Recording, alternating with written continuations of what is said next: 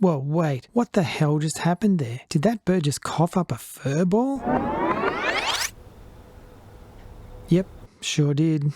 Hi, I'm Barry from Birdwatch World, and in just a few moments I'm going to explain exactly what's going on here. Before I do that, please subscribe to the channel and ding the notification bell. This is a pied butcherbird. These birds are found across most of mainland Australia, and they are carnivorous, meaning they eat small reptiles, mammals, frogs, birds, and large insects. When they eat such prey, they are not just eating the meat, but also the bones, fur, feathers, bills, claws, teeth, and exoskeletons in the case of insects.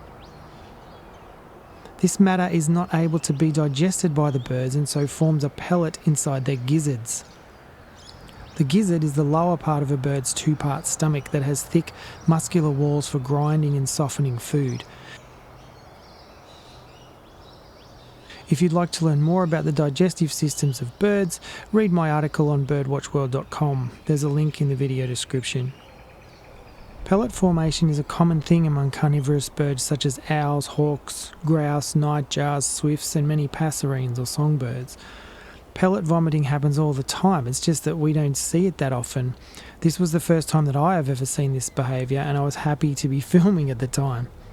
This is another amazing, though slightly gross, bird behaviour.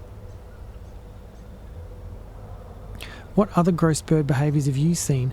Let me know by leaving a comment below the video. Thank you for watching this video. I'm Barry from Birdwatch World. I'll catch you in the next one.